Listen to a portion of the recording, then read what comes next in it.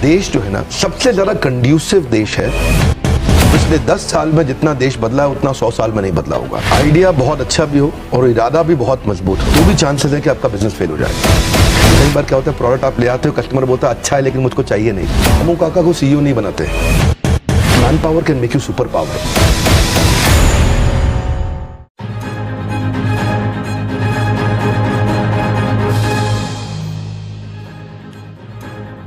Hello and welcome to startup nation. आपके साथ मैं हूं विपिन भट्ट। स्टार्टअप नेशन के वीकेंड एडिशन में आपका स्वागत है। आज स्टार्टअप नेशन में आपके लिए कुछ स्पेशल है, कुछ खास। जाने माने motivational speaker, business leadership coach और बड़ा बिजनेस.com के फाउंडर विवेक बिंद्रा ने से हमने लिया है ढेर सारा स्टार्टअप ज्ञान। इस बातचीत को बहुत ध्यान से सुनिएगा क्योंकि इसमें हमारे स्टार्टअप गुरु ने बताए हैं एक सक्सेसफुल स्टार्टअप के सारे गुर। तो आप भी देखिए, सुनिए, समझिए और स्टार्टअप कीजिए।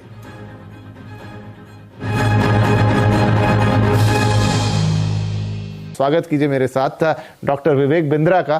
सर बहुत स्वागत है आपका and we are really happy to have you on the startup nation. तो सबसे पहला सवाल मैं आपसे यही लेकर आता हूं कि जो इस समय देश का स्टार्टअप है या देश का यूथ है, उसके लिए अपॉर्चुनिटीज के जो रास्ते खुल गए आज, क्या वैसा कभी पहले माहौल देश में था या वैसे कभी मौके देश में थे? स्टार्टअप पे जो आपने प्रश्न पूछा, आज पहली दफा ऐसा हुआ है कि कैपिटलिज्म विदाउट कैपिटल का जमाना आया है। ये पहली बार ऐसा हुआ है। और दूसरा, हमारा देश जो है ना, मैक्रो इकोनॉमिक्स जो है उसके हिसाब से सबसे ज्यादा कंड्यूसिव देश है आने वाले समय में स्टार्टअप्स को बिल्ड करने के लिए। एंटरप्रेन्योरशिप बहुत जबरदस्त है यहाँ पे। रीजनल एंटरप्रेन्योर्स हैं, उनको ग्लोबल बनना बाकी रह गया है। मॉडल्स बिल्ड करने सीख रहे हैं, थोड़े चेंजेस ला करके उसको स्केल किया जा सकता है। जो पहले माहौल हुआ करता था उससे आज पिछले 10 साल में जितना देश बदला है उतना 100 साल में नहीं बदला होगा। राइट। स्टार्टअप्स के लिए बहुत कंड्यूसिव समय है। एक अच्छा आइडिया ज्यादा जरूरी है या एक मजबूत इरादा? क्योंकि बहुत सारे अच्छे आइडिया बिना इरादे के दम तोड़ देते हैं। एक्चुअली अगर मैं फंडामेंटली इसको आंसर करूं, आइडिया बहुत अच्छा भी हो और इरादा भी बहुत मजबूत हो तो भी चांसेस है कि आपका बिजनेस फेल हो जाए। ओके। क्योंकि फंडामेंटली आपको क्या चाहिए? आपको चाहिए कंज्यूमर की वो बर्निंग प्रॉब्लम जिसको आप सॉल्व करें, जो कस्टमर आपके बिना अपने आप सॉल्व ना कर पाए। ठीक है। पहला फंडामेंटल ये होना चाहिए। अगर आप दुनिया की कोई भी बेस्ट ऑर्गेनाइजेशन को देखें जिसने मोनोपोली क्रिएट करी है मार्केट के अंदर, उसने 2 प्रश्नों का उत्तर दिया है। पहला, कस्टमर की बर्निंग प्रॉब्लम क्या है। दूसरा, ऐसे कैसे सॉल्व करूं कि कस्टमर मेरे बिना अपने आप सॉल्व ना कर पाए। दूसरा थोड़ा लंबा स्टेटमेंट है तो रिपीट करूंगा, ऐसे कैसे सॉल्व करूं कि वो मेरे बिना अपने आप ना कर पाए सॉल्व।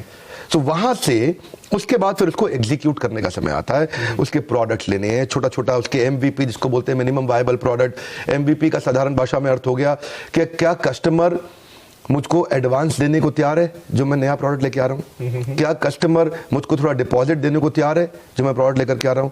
क्या कस्टमर लेटर ऑफ इंटेंट देने को तैयार है कि मैं आपसे खरीद लूंगा? क्या कस्टमर, क्योंकि कई बार क्या होता है, प्रोडक्ट आप ले आते हो, कस्टमर बोलता है अच्छा है लेकिन मुझको चाहिए नहीं। ये बात होती है। बिल्कुल।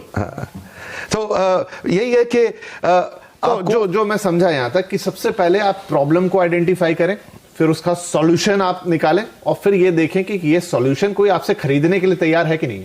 राइट। बहुत अच्छा है। खरीदने के लिए तैयार कस्टमर, हाँ, इन्वेस्टर नहीं अभी। हाँ, कस्टमर। पहले कस्टमर को खरीदने के लिए मेरी कंपनी भी आएंगे बाद में लोग, लेकिन पहले कस्टमर खरीदने को कितना जल्दी तैयार है वो बहुत इंपॉर्टेंट है।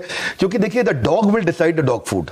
ओके। आपने बहुत अच्छा खाना बनाया, आपने कुकुर को, उस पशु को कहा भाई कुत्ता आ जाओ यार प्लीज खाओ इसको, बहुत अच्छा बनाया मैंने, बहुत पैसा लगाया इसमें, बहुत पौष्टिक है आपके लिए, बट द डॉग में से नहीं यार मेरे को पसंद नहीं है ये खाना। Right. Let the dog decide the dog food. थोड़ा कठोर लगता है सुनने में पर बात बड़ी सरल है।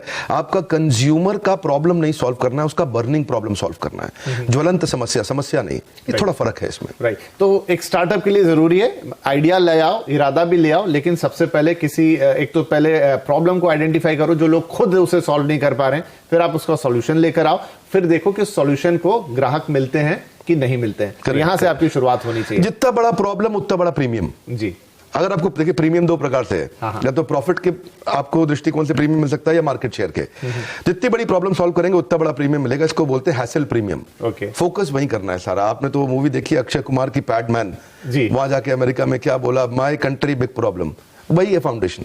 ओके, ठीक है। तो चलिए, आप अगर स्टेज पर आ गए तो पहचानेंगे कैसे, कैसे अपने आप को वो टेस्टिंग वाटर में कैसे डालेंगे, कैसे करेंगे कि नहीं भाई ये जो मैं कर रहा हूं ये ठीक है, अब यहां से आगे बढ़ना चाहिए, वो कैसे खुद को आइडेंटिफाई कैसे करेंगे? 7-8 चीजों का ध्यान रखना पड़ता है इसमें। तो अगर कोई बिजनेस को मैं आपको लिटमस टेस्ट करना है, आपने कहा टेस्ट कैसे करें, आइडेंटिफाई कैसे करें, कैसे पहचाने, समझे कि मैं ठीक कर रहा हूं कि नहीं कर रहा। पहला, जो आप बर्निंग प्रॉब्लम सॉल्व कर रहे हैं कस्टमर की, वो सॉल्व करते वक्त कहीं आप वो तो नहीं कर रहे जो बाकी सब पहले से कर रहे थे। That's an important question, right? क्योंकि वहां से आप जब तक आपका कंज्यूमर एडवांटेज और कॉम्पिटिटिव एडवांटेज दोनों साथ साथ चलेंगे। कॉम्पिटिटिव एडवांटेज क्या है? आसपास को देख के। कंज्यूमर एडवांटेज क्या है? मेरे कस्टमर को बड़े ध्यान से देख के।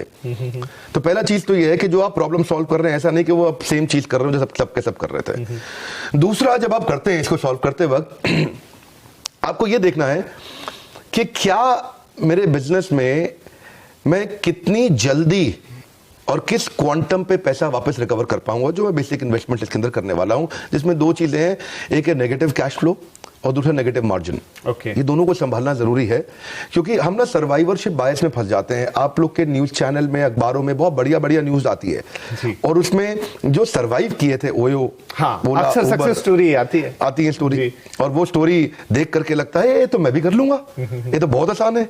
वो सर्वाइवरशिप बायस है। ओके, आप उसमें पीछे 10,000 लोगों ने ट्राई किया था तो एक आगे निकला है उसमें। उसको देख करके एकदम से अपने को नेगेटिव मार्जिन और नेगेटिव कैश फ्लो वाले बिजनेस में अचानक नहीं घुसना चाहिए। ओके, और शुरू से, because expansion without margin is committing suicide. Okay, so unless आपके पास डीप पॉकेट्स हो, तो कोई भी आपके पास इन्वेस्टर आएगा वो देखेगा पहले कि बिजनेस में कंटिन्यूटी कितनी है, तो उसको बोलेंगे रेकरिंग रेवेन्यू मॉडल। तीसरा चीज, अगर आपके बिजनेस में कंटिन्यूटी नहीं है, रेकरिंग रेवेन्यू नहीं है, कोई ऐसी चीज जो आदमी बार बार खरीदेगा।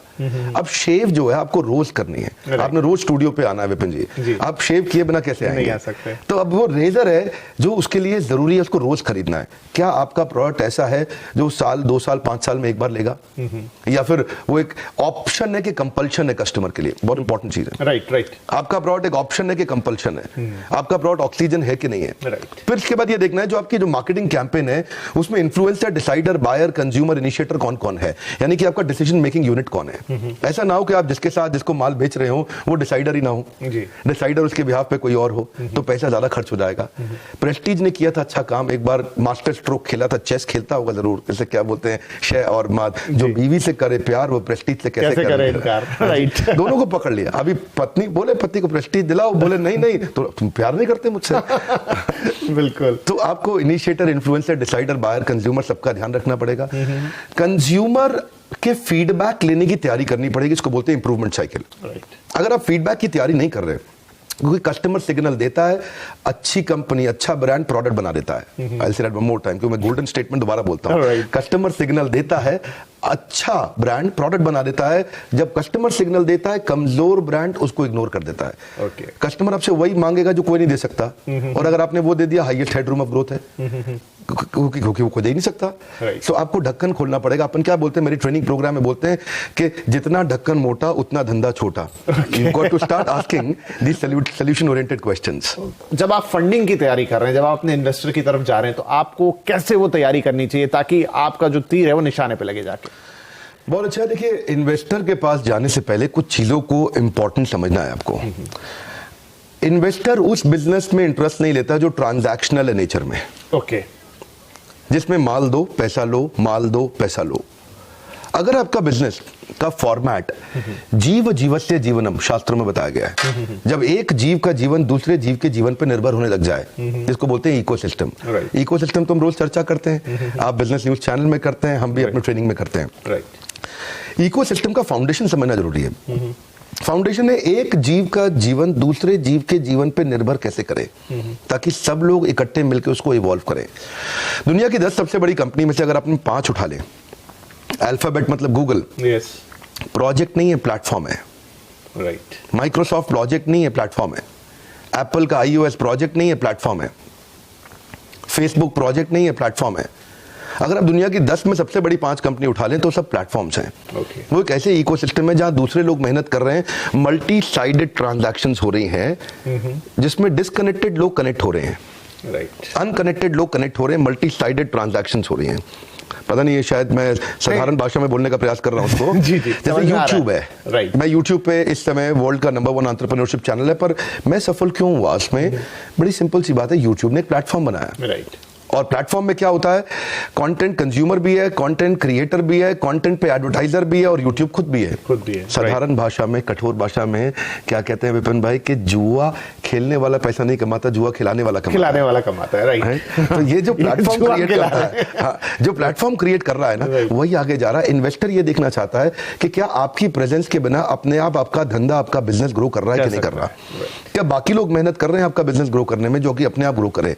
जब ऐसे फॉर्मेट्स आते हैं तो इन्वेस्टर एकदम एक्साइटेड हो जाता है, अरे कुछ है इसमें, दम है, तो वो सुनता है उसके बाद। नहीं, बड़ी गहरी बात कही आपने। तो आप जब इन्वेस्टर के पास जा रहे हो, जो मैं देखता हूं स्टार्टअप नेशन पे कई इन्वेस्टर्स आते हैं, लेकिन वो मैं सबसे पूछता हूं कि आपके पास जब कोई आता है प्रपोजल लेके, तो आप क्या देखते हो? शायद 100% जवाब आया कि सबसे पहले हम टीम देखते हैं। क्या आप इस बात से एग्री करते हैं? बहुत खूब। रामू काका को सीईओ नहीं बनाते। बहुत सारे छोटे बिजनेसमैन यही कर रहे हैं। वो अपने पुराने भरोसेमंद आदमी को देख रहे हैं, और रामू काका थे उनके, और उसी को लगभग आगे बढ़ाए जा रहे हैं। ये रामू काका गल्ला संभाल लेंगे। बहुत इंपॉर्टेंट है, अकबर ने अपने नवरत्न बिल्ड किए, क्या आपके नवरत्न तैयार हैं? आपकी और man power can make you super power. ये बहुत इंपॉर्टेंट प्रिंसिपल है, क्योंकि देखिए अल्टीमेटली एक एंटरप्रेन्योर को डूइंग से बाहर निकल के एनेबलिंग पे आना है, राइट।